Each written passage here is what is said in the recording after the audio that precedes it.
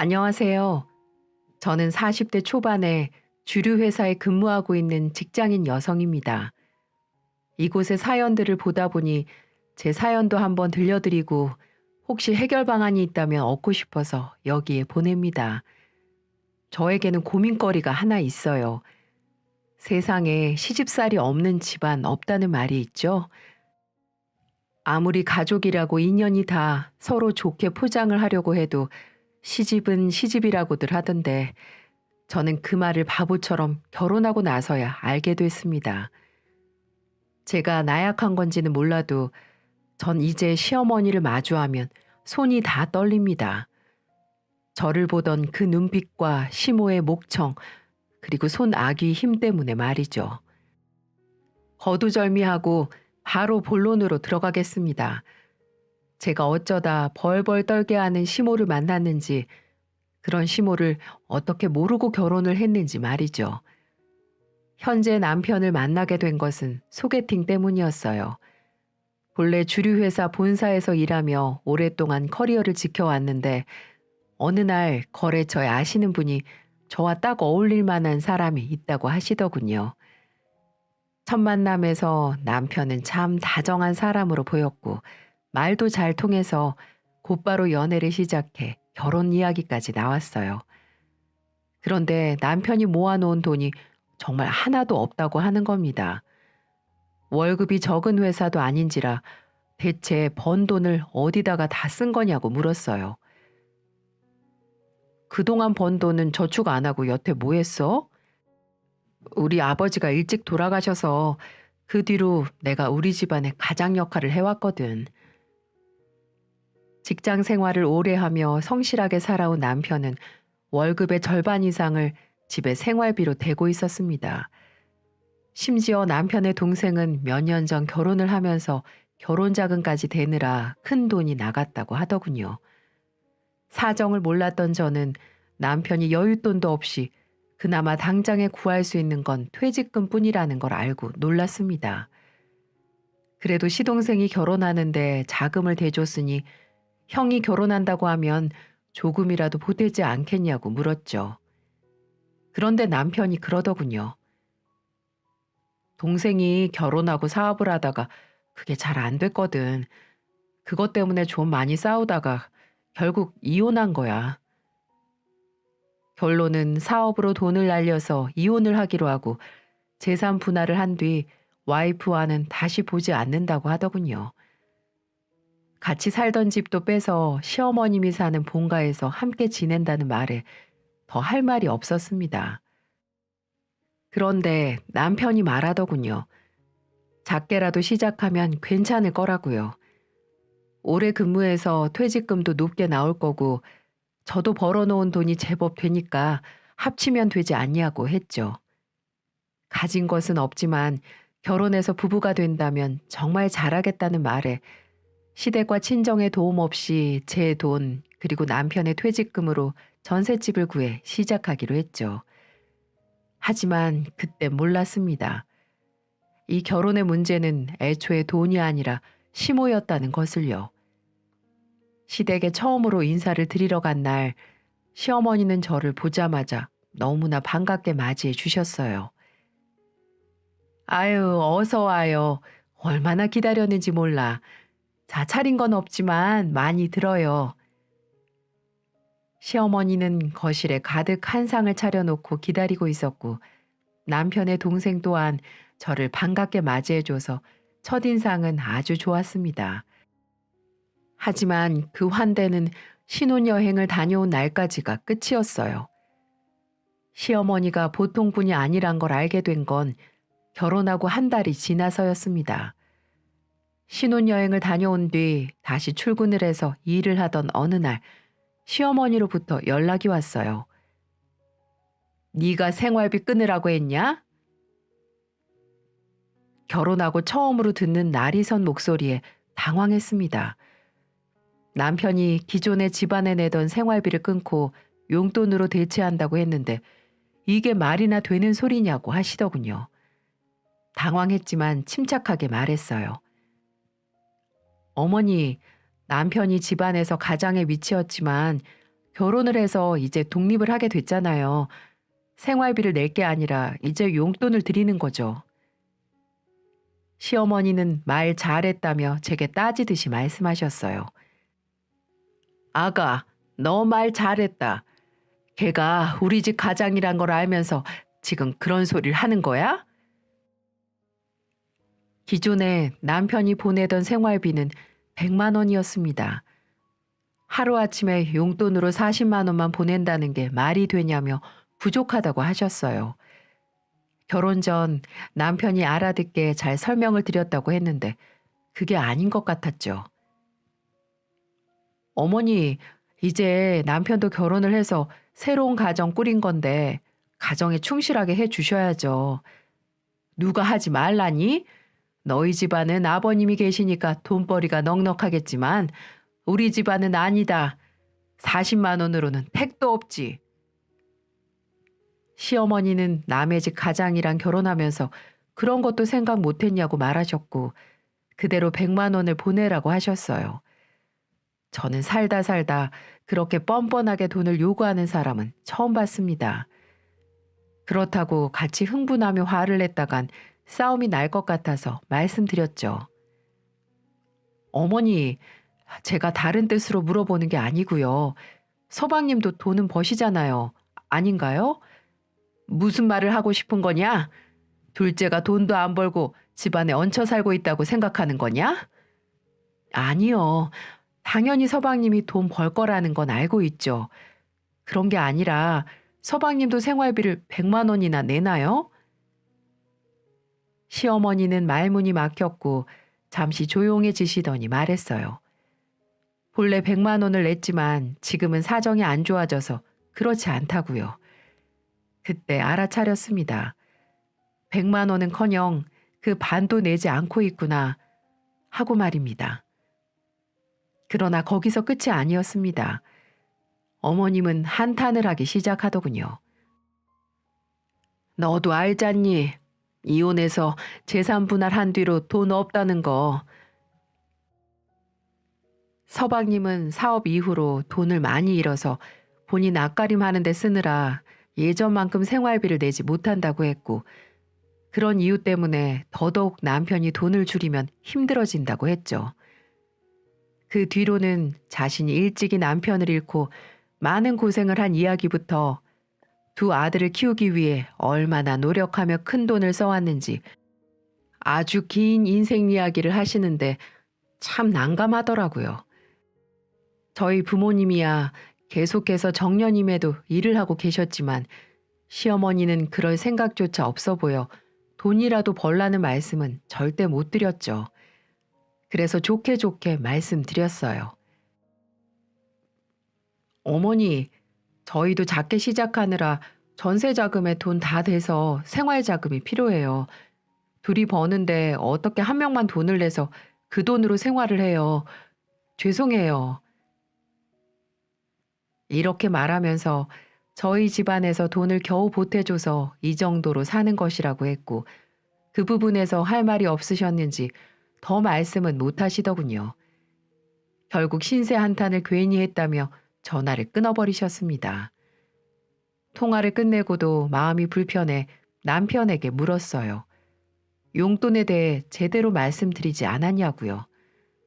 남편은 이미 설명을 드렸지만 어머님이 말을 듣지 않아 결국 통보하듯이 40만 원만 드리겠다 말했다 하더군요. 그렇게 말하면 어떡해. 그럼 당연히 서운해하시지.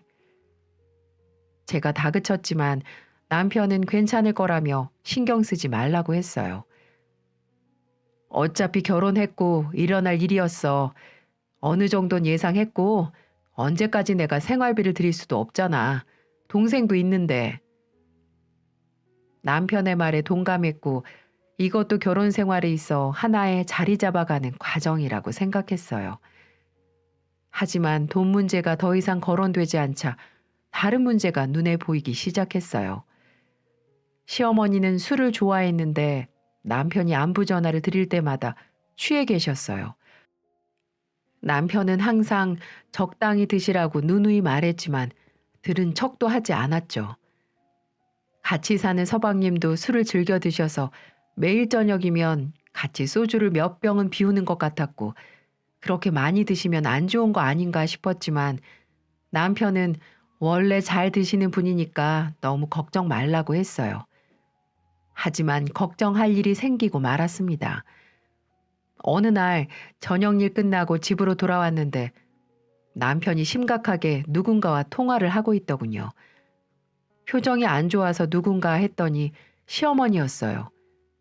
술을 마시고 전화를 하신 거였죠. 이거 장가 가더니 아주 가족은 나 몰라라 하고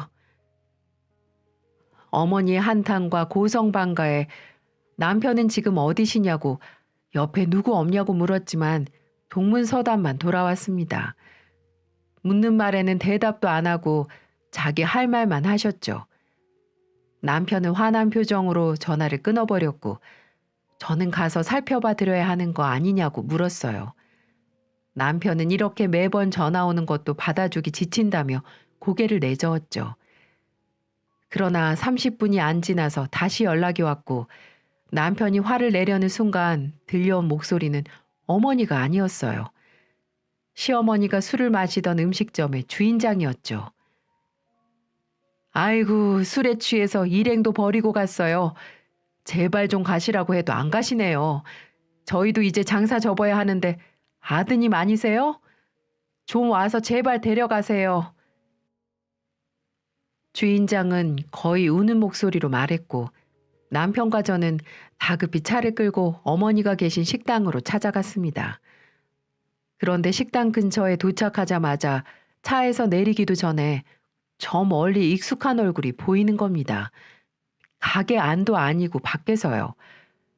길바닥에서 혼자 드러누워 뭐라 노래를 부르고 있는 얼굴은 바로 시어머니였어요. 남편이랑 전 놀라서 차에서 내리자마자 달려갔고 차가운 아스팔트 바닥에 누운 어머님은 침을 질질 흘리며 정말이지 보기 힘들 정도로 얼굴이 붉어져서 노래를 부르고 있었습니다. 그런데 그 노래도 듣고 보니 노래가 아니더만요. 용호 씨, 용호 씨. 모르는 사람 이름을 그렇게 불러대길래 대체 용호 씨가 누구냐고 물으니까 주인장이 가게 밖으로 나와서 말해주더군요. 같이 있던 일행을 용호라고 부르더만 남자여서 남편인 줄 알았지 나는.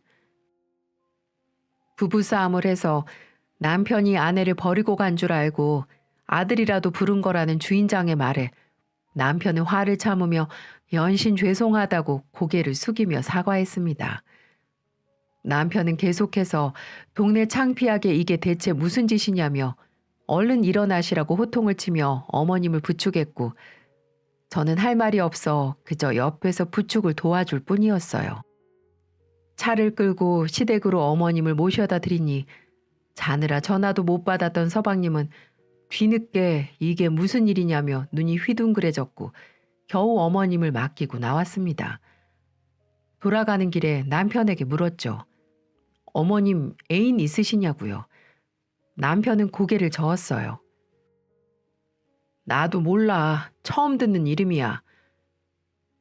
다음 날 깨어난 어머님은 다시 남편에게 전화를 해서 미안하다고 연신 사과를 하셨어요. 남편은 화를 억누르며 용호 씨가 대체 누구냐고 물었고 어머님은 동네에 알게 된 술친구라며 별사이 아니라고 웃어 넘기셨죠. 하지만 그날의 사건으로 화가 난 남편은 어머님에게 경고했습니다. 제발 이제 술은 그만 드세요. 예? 한 번만 더 그렇게 술 먹다 길바닥에 있다고 연락 오면 저 정말 가만 안 있어요. 용돈도 끊어요. 어머님은 미안하다고 부모로서 못 볼 꼴을 보였다고 우는 소리를 내셨고 그렇게 그날의 일은 일단락 되는 듯 했어요. 하지만 어머니의 주사로 인한 사건은 그걸로 끝이 아니었습니다. 결혼 후 종종 예고도 하지 않고 집으로 찾아오시던 어머님은 전화로 나 왔다 라고 통보하시며 도어락 비번을 물으셨어요. 그때마다 전 누누이 연락을 하고 오시라고 말씀드렸습니다. 어머니, 좋게 깔끔하게 사는 모습 보여드리고 싶어서 그러는 거예요. 저희도 부부 사이에 안 보여드리고 싶은 부분이 있는걸요. 아무리 말해도 어머님은 듣지 않으셨어요. 남편이 자기 혼자 사는 집 아니고 저랑 같이 사는 집이라고 제발 연락하고 오시라 해도 어머니는 똑같은 말만 하셨죠. 아니, 내 아들 집에 내가 오겠다는데 뭐가 문제냐? 내가 와서 살림도 도와주고 반찬도 싸들고 오는데. 아들은 아들이고 며느리도 딸 같으니 걱정 말라고 하셨지만 오면 잔소리만 늘어놓으시는 통에 저는 스트레스가 이만저만이 아니었어요. 집 안으로 들어오셔서는 회사에서 일하고 있는 제게 전화까지 하셔서 잔소리를 늘어놓으셨죠. 아니, 얘, 빨래가 이렇게 쌓이도록 내버려두면 어떡하냐? 설거지도 제대로 안 되어 있고 숟가락에 고춧가루가 그대로 남아있지 않나? 쓰레기통은 대체 언제 비우는 거냐? 분리수거함에 배달 용기들을 보시고는 배달 음식을 대체 얼마나 시켜 먹는 거냐며 다 지적하셨죠. 어머니, 제가 지금 일하는 중이라 통화를 길게 못해요. 일을 하니까 살림에 이렇게 소홀한 거지. 그렇게 말씀을 하고 끊으시니 정말 제 속에서 천불이 나더군요. 한 번은 퇴근해서 집에 갔는데 현관문을 열고 들어선 순간 모르는 신발이 보여서 멈칫했어요. 안으로 들어가니 남편과 어머니가 한 식탁에서 식사를 하고 있는 겁니다. 국까지 끓여서 남편의 앞에 놔주시던 어머님은 저를 보시더니 왜 이렇게 늦게 퇴근해서 애 밥도 안 차려주냐고 하시는 겁니다. 말에 뼈가 담겨 있었지만 싸움이 될까 좋게 말씀드렸어요. 일이 많아서 종종 이 시간에 끝나요, 어머니. 그때 눈을 부릅뜨시더니 저보고 쏘아 붙이시는 겁니다. 이 시간보다 더 늦게 오는 날도 있다고? 그럼 얘 밥은 안 차려주는 거냐? 전 굳어서 당황한 표정으로 남편을 보았습니다. 남편은 시어머니를 붙잡고 말리며 이야기를 했죠. 아, 엄마, 맞벌이 하는데 누가 서로 식사를 챙겨주는 게 어딨어. 각자 일찍 온 사람이 챙겨서 같이 먹을 수 있으면 먹는 거고 아니면 어쩔 수 없는 거지. 남편은 넉살 좋은 얼굴로 말했지만 시어머니는 할 말이 많다는 표정이었어요. 남편이 그만하고 드시라고 하자 다시 수저를 들고 식사를 하시더군요. 그러나 제가 안방으로 들어가 옷을 갈아입고 나오자마자 그간의 마음에 안 들었던 부분들을 쏟아내기 시작하셨어요. 난 니들이 이렇게 살 줄 알았으면 결혼 안 시켰다. 어떻게 그렇게 고생하는데 내 아들이 밥도 못 얻어먹고 사는 거냐? 시어머니의 쏟아지는 비난에 저는 표정이 굳어졌고 남편은 냉장고에 채워진 반찬들을 보여주며 이거 다 엄마 며느리가 한 거야. 라고 했지만 반찬을 보고도 가지수가 적다면서 손으로 저에게 삿대질을 하셨죠. 거기서 그치지 않고 쓰레기통에 있던 배달 음식 용기들까지 가져와 바닥에 죄다 쏟아내시면서 말했어요. 내가 누누이 배달 음식 그만 먹이라고 했는데 이건 또 얼마나 먹은 거냐? 어? 그 순간 저도 모르게 눈이 횟바닥한 것 같습니다. 그대로 일어나 배달 음식이 어때서요, 어머니? 라고 외쳤으니까요. 사람이 어떻게 밥만 먹고 살까요? 차려 먹는 날도 있고 배달시켜서 특별하게 먹는 날도 있는 거죠. 무엇보다 배달 음식을 좋아하는 건 제가 아니라 남편이었어요. 그 사실을 말해도 어머님은 말이 안 통했죠. 오히려 저보고 어른 말씀하시는데 하나하나 대든다고 역정을 내셨어요. 마음 같아선 배달 용기를 집어들어 어머님 얼굴에 던져버리고 싶었지만 그랬다간 정말 돌이킬 수 없을 것 같아 안방으로 들어가 문을 닫아버리는 것으로 끝냈죠. 그런 저를 보고도 어머님은 저 버릇없이 어른 앞에서 문을 쾅 닫아? 라며 소리쳤습니다. 남편은 그런 시어머니를 말리느라 애를 먹었고 어머니가 돌아가시고 나서야 안방으로 들어와서 저를 달래주었죠. 여보, 우리 어머니가 옛날 분이시라 그래. 남편은 미안하다고 연신 사과를 하며 어머니가 하신 말씀은 다 잊어버리라고 했어요. 앞으로 어머니가 집에 오신 날은 당신 퇴근 전에 미리 연락할게. 이렇게 부딪히는 일 없도록 말이야. 내 집에서 내가 시어머니 오는 것 때문에 눈치를 봐야 하나 싶었지만 남편은 쉽게 달라질 뿐이 아니니 변하기 전까지는 덜 부딪히는 게 상책이라고 했죠. 살다 보면 점점 나아질 거고 자신이 설득할 테니 조그만 이해를 부탁한다는 말에 그날은 어쩔 수 없이 넘어갔습니다. 그러나 바로 며칠 뒤 시어머니에게서 연락이 왔습니다. 애미야, 나 술 한잔 했다. 본래 술을 마시면 남편에게 전화를 하시는데 저에게 해서 의아했지만 그날의 일 때문에 무언가 하실 말씀이 있나 보다 싶었습니다. 아니나 다를까 발음이 다 꼬여서 말씀하시더군요. 나 일 시작했다. 정숙이 영업하는 일이야. 근데 내가 일 왜 시작했는지 아니? 바로 너 때문이야 이거사. 그때부터 정말 어마어마하게 말을 쏟아내는데 듣고 있는 귀가 아파서 핸드폰을 내려놔야 했습니다. 네가 장남이자 우리 집안의 가장인 내 아들을 뺏어갔잖니. 내가 이렇게 고생하는 건 다 너 때문이야. 기껏 키워놨더니 여자한테 빠져서 가족은 나 몰라라 하고 비상금이라도 챙겨서 주라는데 이놈이 주지도 않고. 저도 화가 나고 할 말은 많았지만 술에 취하신 상태라 제 말이 들리지도 않을 것 같아 전화를 끊어버렸습니다. 더 들었다간 앞뒤 분간 안 하고 저 또한 막말을 쏟아냈을 테니까요.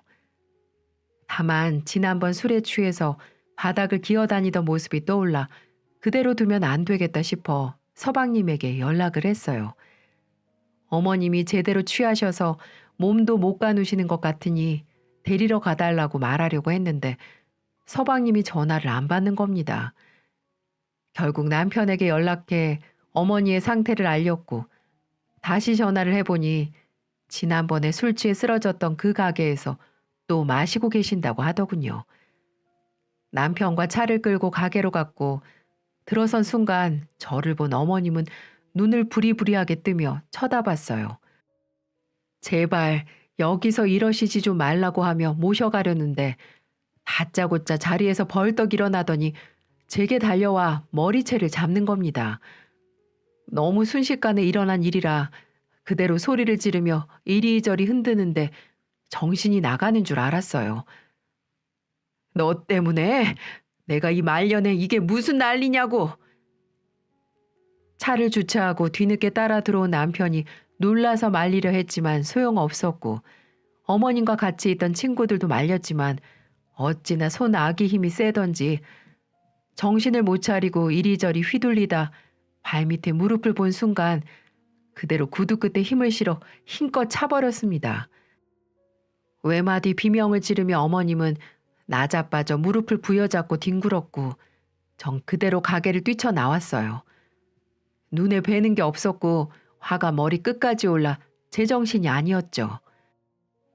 남편이 괜찮냐며 저를 부르는 소리가 들렸지만 제가 소리쳤어요. 이게 괜찮아 보여?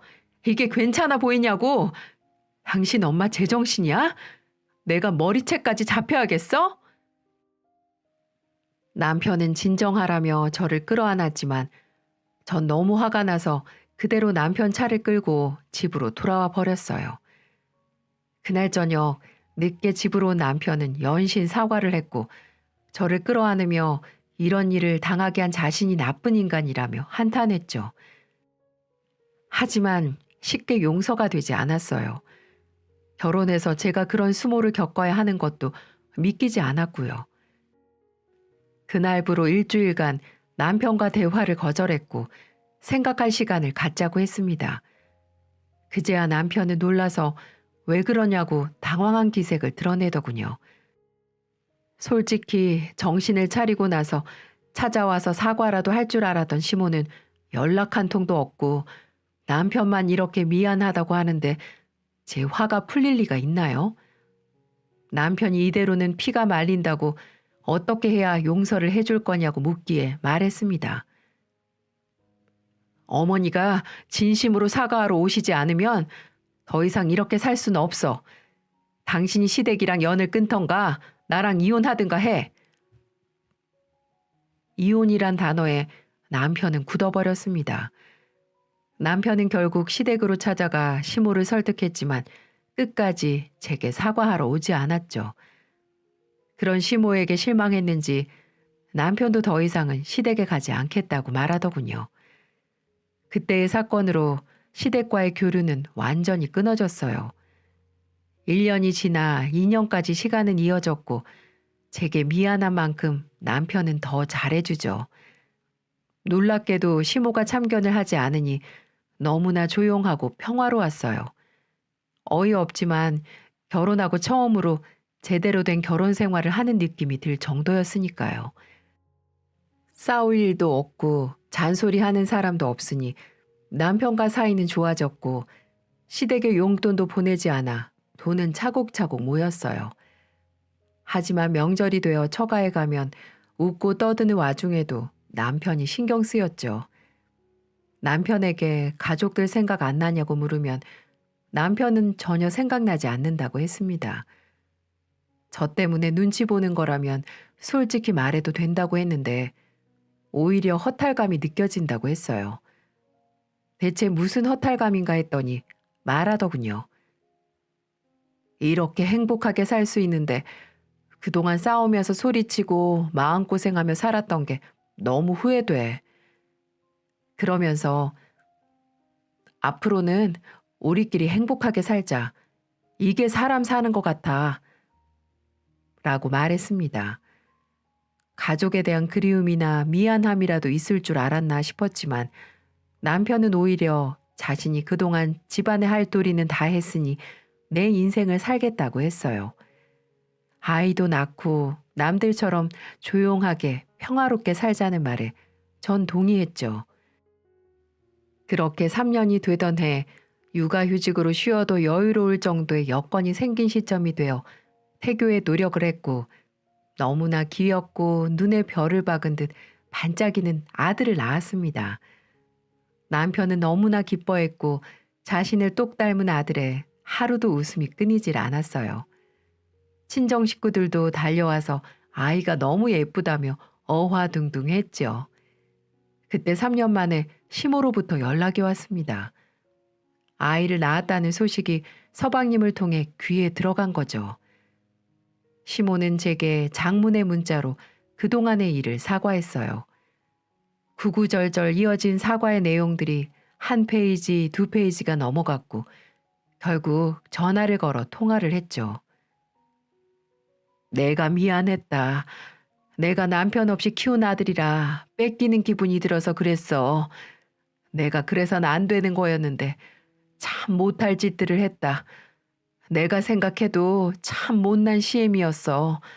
넓은 아량으로 네가 좀 나 용서해주면 안 되겠냐? 그간의 일들을 사과하며 관계 회복을 원하는 시모에 바로 용서가 되지는 않았습니다. 누가 봐도 손주를 보고 싶어 사과하는 것이 느껴졌으니까요. 3년을 그렇게 소식도 없다가 아이가 태어났다는 말에 속보이듯 하는 사과가 무슨 의미가 있나 싶었죠. 시간이 걸릴 것 같다고 했고 당장은 얼굴 보기 힘들 것 같다고 말했어요. 시모는 제 마음을 이해한다며 강요하지 않겠다고 했죠. 그러면서 일주일 내내 문자로 좋은 글귀를 보내고 미안했던 마음과 절절한 문자를 계속해서 보내는데 옆에서 지켜보고 있던 남편이 말하더군요. 여보, 이렇게까지 하시는데 바로 좋아질 수는 없어도 얼굴은 좀 보는 게 낫지 않아? 남편의 설득에 저는 아직도 그날 머리채를 잡던 날이 떠오르고 제게 욕하던 모습이 떠올라 불편하다고 했습니다. 무엇보다 아이가 태어난 이 시기에 바로 연락 온 것도 마음에 안 든다고 했고요. 남편은 부모로서 손주 보고 싶은 건 어쩔 수 없는 거라고 했어요. 그래도 제가 내킬 때 만나면 되니 너무 스트레스 받진 말라고 하더군요. 그런데 얼마 지나지 않은 날 친정엄마가 저 먹으라고 반찬을 싸들고 온 날이었어요. 식사를 하는데 갑자기 초인종이 울렸고 찾아온 것은 다름 아닌 시모였어요. 전 놀라서 굳어버렸고 남편도 놀라서 당황했습니다. 그런데 엄마가 대체 누구길래 그러냐며 인터폰 화면을 보고 시모란 사실에 이왕 오셨으니 안으로 들이자고 했습니다. 결국 현관문을 열었고 시모는 전에 없던 다정한 미소로 엄마와 인사를 나누셨어요. 아이고 사돈, 정말 간만에 봅니다. 시모는 엄마를 마치 오래 알던 친구처럼 인사하면서 면목 없는 표정으로 두 손을 모았고 엄마도 덩달아 웃으며 인사를 나누셨어요. 그러게요. 오랜만이네요. 한참 식사 중인데 같이 드시겠어요? 엄마의 권유에 시모는 집 안으로 들어와 같이 식탁에 앉았고 저는 아무런 말도 하지 않았습니다. 그저 어색하게만 있었죠. 시모는 들어오자마자 아기를 보고 너무 예쁘다며 감탄을 했고 아기를 들어안아 보느라 정신이 없었습니다. 얘가 엄마 아빠를 골고루 닮았네. 아이고 예뻐라. 그때부터 제가 고생이 많았다며 칭찬을 했고 엄마가 밥 드시라고 하니 같이 앉아서 식사도 했습니다. 남편과 제가 말을 하지 않으니 엄마가 계속해서 시모에게 말을 걸었고 시모도 웃으며 이런저런 이야기를 두 분이서 나눴죠. 그때까지만 해도 별 문제가 없었고 정말로 시모는 많이 달라진 건가 싶었어요. 그러나 그것은 제 착각이었습니다. 사람 쉽게 안 변한다죠. 식사를 하고 과일까지 먹다가 엄마가 아버지 때문에 먼저 가봐야겠다며 일어서셨어요. 그 모습이 마치 제대로 대화를 하라고 자리를 피해 주시는 것 같았죠. 하지만 엄마가 가시고 나자 시모는 바로 본래의 모습이 나오기 시작했어요. 남편이 설거지를 하려니까 자신이 한다고 일어서더니 이미 설거지된 수저를 보며 잔소리를 시작했죠. 예, 며느라, 고춧가루가 그대로 묻어 있잖냐. 이거 봐라. 아까 국도 간이 좀 짜더라. 슴슴하게 먹어. 애 젖주는 엄마가 짜게 먹으면 못 쓴다. 정말 친정엄마가 가자마자 습관처럼 집안 구석구석을 보며 잔소리를 하기 시작하는데 전 다시 과거가 떠올라 입을 다물었어요. 대꾸도 하지 않았죠. 그러거나 말거나 시모는 애를 안고 자꾸만 입을 맞추려고 하질 않나 손으로 어루만지려고 하기에 결국 제가 참다 못해 말했어요. 시국이 시국이니만큼 접촉은 피해주세요. 그냥 들어 안아보는 것까지가 좋다고 병원에서도 말했어요. 아유, 유난 떨지 마라. 나도 다 키워봐서 안다. 너보다 더 잘 알지. 시모는 제 말을 귓등으로도 듣는 척 하지 않았고 돌아가실 때가 돼서야 내일도 또 오겠다고 하시기에 전 됐다고 했습니다. 제 대답에 시모의 얼굴이 굳어져서 마음 풀린 거 아니었냐고 하더군요. 아직 풀리지 않았고 시간 필요해요.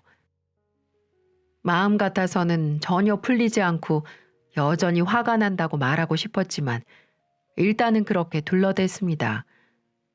시모는 할 말은 많지만 참겠다는 표정으로 한숨을 쉬며 돌아 나갔고 그제야 남편이 이제 화를 풀 때도 되지 않았냐고 하더군요. 저렇게 노력하시는데 이만 당신도 용서해드리면 안 돼? 오셔서 계속 잔소리만 했어. 그거 듣는 동안 내 기분이 어땠는지 알아? 하나도 안 변하셨구나.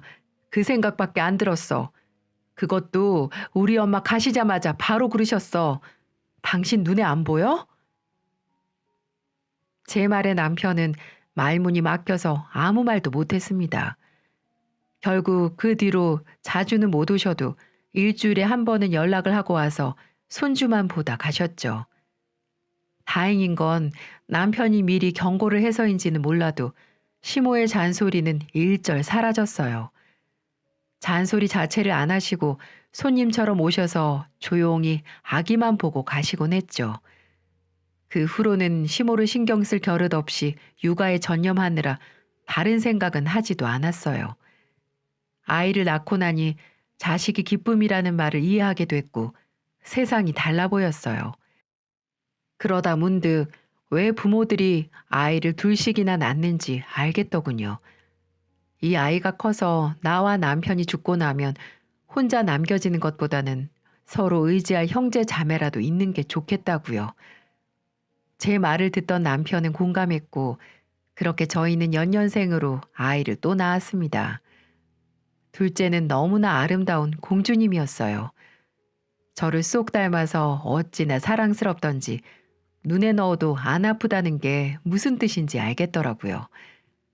연년생이라 두 아이를 동시에 키우는 건 쉽지 않았지만 그래도 나날이 행복을 느꼈고 그대로 육아에 전념을 하다 보니 다시 돈을 벌어야겠다 싶어 복직을 했습니다. 아이들을 위해 하나라도 더 돈을 쓰려면 벌어야만 했죠. 일을 다시 시작하고 결혼 10년 차가 되니 새로운 것들이 보이더군요. 학부모라 학군도 알아보게 되고 아이들을 위해 어디에서 살아야 할지 어떻게 살아야 할지 세상을 보는 시각이 달라지기 시작했어요. 내 집 구하기가 힘든 시대임에도 어떻게든 집을 구하고 싶어졌죠. 그렇게 부동산 시장을 눈을 부릅뜨고 찾아보다 청약 조건들을 알아보게 되었습니다. 고민하며 모델하우스도 돌아다니고 땅도 둘러보곤 했습니다. 괜찮은 곳이 있어 처음으로 청약을 넣었고 놀랍게도 조건이 맞아 당첨이 됐죠. 어찌나 기쁘던지 그날 남편과 얼싸 끌어안고 춤을 추느라 정신이 없었습니다. 10년 만에 처음으로 내 집이 생긴 거였고 시간이 흘러 아파트가 완공이 돼서 입주를 하게 되자 입주 시점부터는 시세가 쭉쭉 오르기 시작하더라고요. 심지어 6개월이 지나니 무려 2배나 올랐고 정말 작게 시작한 살림에 뒤늦게 인생이 피는구나 싶었어요. 남편은 저를 만나서 자기가 이런 복을 누린다고 좋아했어요. 친정 식구들도 시모와 서방님도 모두 축하해 주었죠. 그러던 어느 날 갑자기 남편이 할 말이 있다며 조금 어두운 표정으로 손을 잡는 겁니다. 살면서 남편이 그렇게 분위기를 잡고 말하는 건 처음이라 조마조마했습니다. 혹시라도 어디 몸이 안 좋은 건가 싶었죠. 그러나 남편이 꺼낸 말은 정말 어처구니 없는 말이었어요. 내가 진짜 이런 말 안 하고 싶었는데 동생이 사업을 또 했나 봐. 시댁 이야기를 하는 순간 불안함이 엄습했어요. 근데 사업이 또 잘 안 돼서 지금 많이 힘들어해. 설마 돈을 빌려줘야 하는 건가 싶어 표정이 굳어진 순간 믿기 힘든 말을 하더군요. 어머니 집을 담보로 했대. 제정신인 건가 싶었습니다. 아무리 돈이 궁해도 돈이 급하게 필요하다고 해도 집은 건드리는 것이 아닌데 대체 어쩌려고 그런 짓을 한 거냐고 물었어요. 하지만 남편이 하려던 문제의 말은 따로 있었어요. 자기야, 정말 미안한데 그 집이 담보로 잡혀서 넘어가서 어머니가 갈 곳이 없어. 서방님은 작은 원룸을 겨우 구해서 들어갔지만 시어머니까지 살기엔 좁은 곳이라고 했습니다. 결론은 시모가 갈 곳이 없어 나앉게 생겼다는 거였죠. 갈 곳 없는 어머니를 이 집으로 모시고 같이 살아야 할 것 같다는 말에 저는 눈을 질끈 감았습니다. 아무리 왕래를 하게 됐다고 해도 사이가 좋아진 건 아니었어요. 같은 집에서 사는 건 상상조차 하기 싫었죠. 차라리 원룸이나 작은 방이라도 구해드리는 게 낫지 같이 사는 건 아니라고 했어요. 그러자 남편은 애원하듯 말하더군요.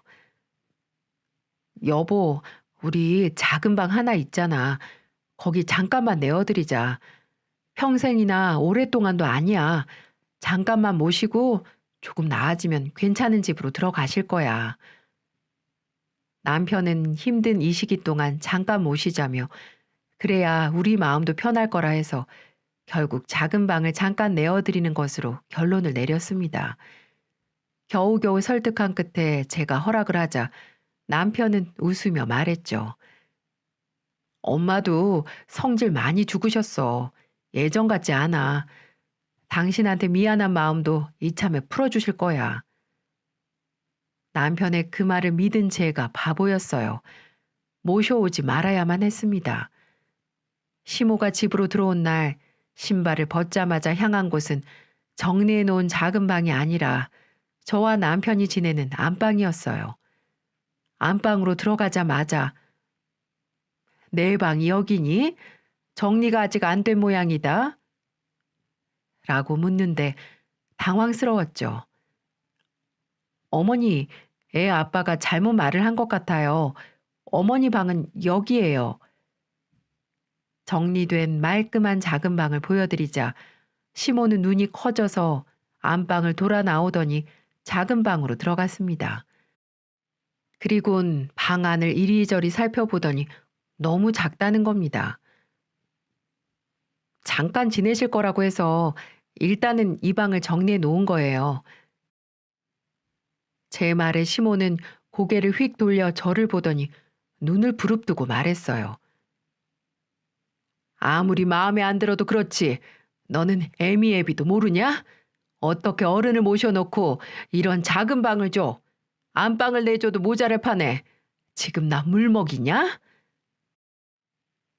저는 다시 예전이 떠올라 가슴이 두근거리고 미칠 것 같았지만 애써 화를 삭히며 말했어요.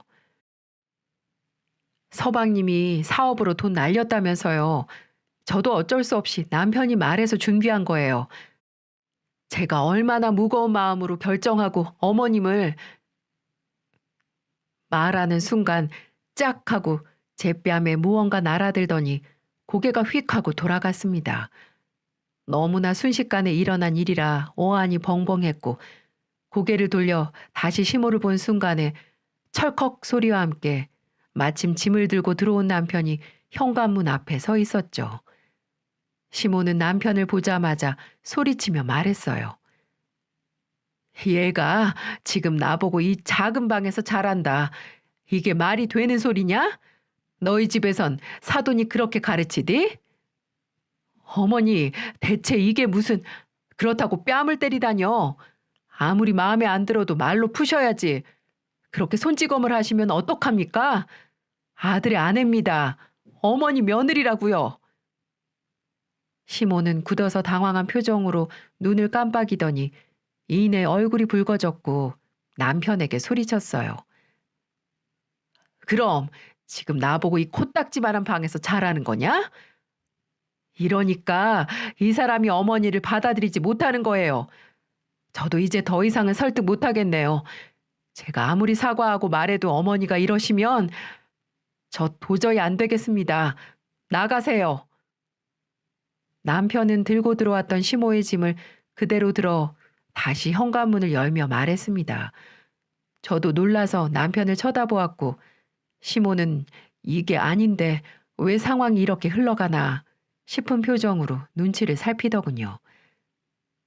동생한테 전화할게요. 그냥 그 원룸이라도 들어가 사세요. 동생 사업 망할 거 이번에 못 막은 것도 다 어머니 탓이에요. 어머니가 말리기만 했어도 그렇게 집이 넘어가진 않았어요. 남편은 자업자득이라며 시모에게 나오시라고 했고 시모는 결국 화를 내며 소리쳤습니다. 아주 여자 하나 잘못 만나더니 부모도 못 알아보고 이거 사!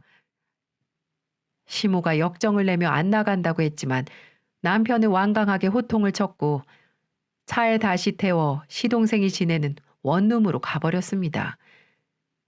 그 후로 집으로 돌아온 남편은 제게 다시는 이제 이런 부탁하지 않겠다며 말하더군요. 아무래도 가족이다 보니 챙겨야겠다는 마음에 그런 것인데 잘못된 선택이었다고요. 그날 이후로 남편은 더 이상 시모에 대해 이야기하지 않습니다. 제가 아는 건 서방님이 지내는 원룸에 시모가 같이 살며 밥도 살림도 다 해주고 있다는 거예요. 전 저대로 남편과 일을 하며 육아도 하고 있고 가끔씩 오시는 친정엄마가 살림을 도와주는 것 말고는 별다른 건 없습니다. 사실 시모는 남편의 부모이기 때문에 그런 열악한 환경에 사는 것이 마음으로 편하진 않습니다.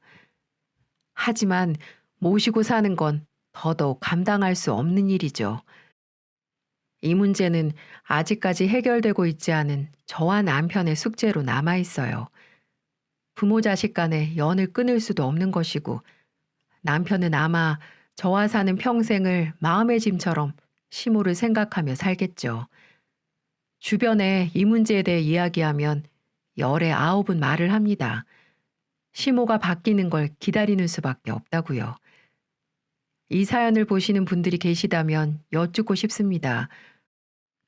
저와 같은 상황에 놓인 분들이 있는지 말이죠. 있다면 어떻게 해결했는지도 묻고 싶네요. 저로서는 아직도 시모의 목소리만 들려도 이젠 손이 떨릴 지경이니까요. 여러분들의 소중한 의견 기다리고 있겠습니다. 함께 해주셔서 감사합니다.